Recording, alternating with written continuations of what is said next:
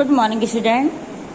आज हम पढ़ेंगे इतिहास का अध्याय 4 वैदिक काल। वैदिक काल आज से 3500 से 4000 वर्ष पूर्व है ना। आज का जो डेट है 2021 से 3500 पहले या 4000 वर्ष पहले, ठीक है, उस समय की बातें हम करेंगे भी।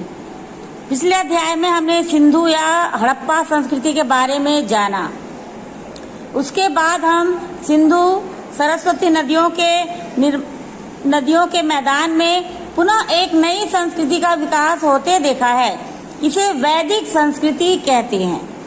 वैदिक संस्कृति को विकसित करने वाले अपने आप को आर्य कहते थे। आर्य शब्द का अर्थ होता है श्रेष्ठ या सुसंस्कृत। जो वैदिक संस्कृति है उसका जो विकसित करने वाले हैं वो अपने आप को क्या कहते थे? आर्य कहते थे। और आर्य का क्या अर्थ होता है? श्रेष्ठ या सुसंस्कृत।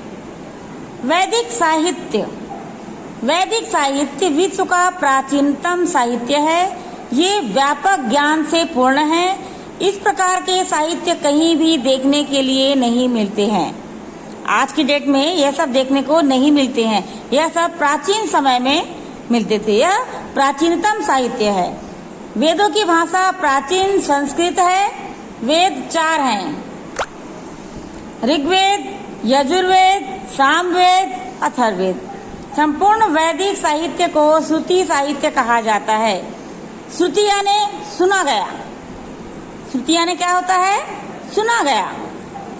श्रुति परंपरा में गुरु द्वारा शिष्य को मौखिक रूप से वेद मंत्र सिखाए जाते हैं। सुनकर शिष्य सस्व पाठ कर संस्मरण करते हैं। इस तरह यह ज्ञान पीढ़ी दर पीढ़ी सावधानी पूर्वक हस्तांतरित होता रहता है। वैदिक काल को हम 2 भागों में बांट सकते हैं। वैदिक काल को 2 भागों में बांट सकते हैं। पहला है ऋग वैदिक या पूर्व वैदिक काल, दूसरा है उत्तर वैदिक काल। तो पहला पढ़ेंगे ऋग्वैदिक या पूर्व वैदिक काल। पहला वाला का हम संक्षेप में समझाएंगे आपको।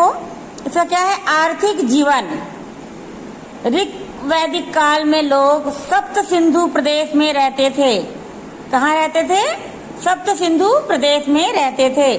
सप्त सिंधु का अर्थ है 7 नदियां। 7 नदियां जो सिंधु नदी और उनकी सहायक नदियों का क्षेत्र है, इसको बोलते हैं सप्त सिंधु।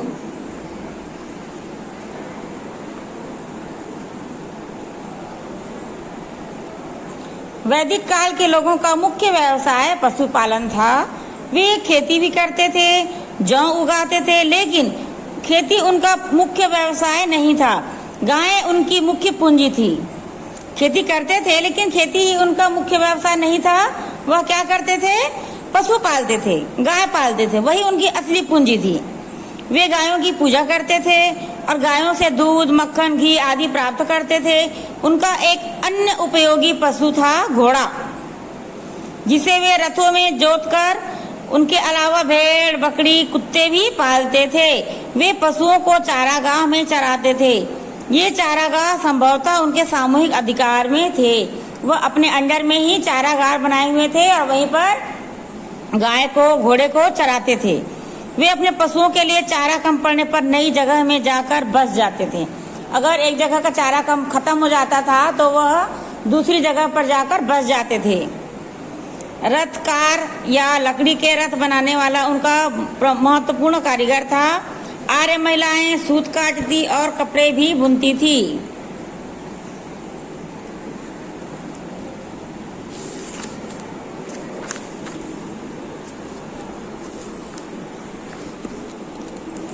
रहन सहन। इस काल में आर्यों का जीवन सीधा साधा एवं सरल था। वे लकड़ी एवं मिट्टी के घरों में रहते थे। अपनी गायों के लिए बड़ी बड़ी गौशालाएं बनाते थे। उनके भोजन में दूध, दही, मक्खन, छाछ, घी, गेहूं, जौ, मांस आदि प्रमुख रूप से शामिल थे। पिता परिवार का मुखिया होता है। समाज में पुरुषों का अधिक महत्व था। वैदिक समाज में महिलाओं को सम्मान प्राप्त था। वे यज्ञ जैसी धार्मिक क्रियाओं में पुरुषों के साथ भाग लेती थी। इस समय महिलाएं शिक्षित होती थी। कई महिलाओं ने वेदों के सूक्तों की रचना भी की है।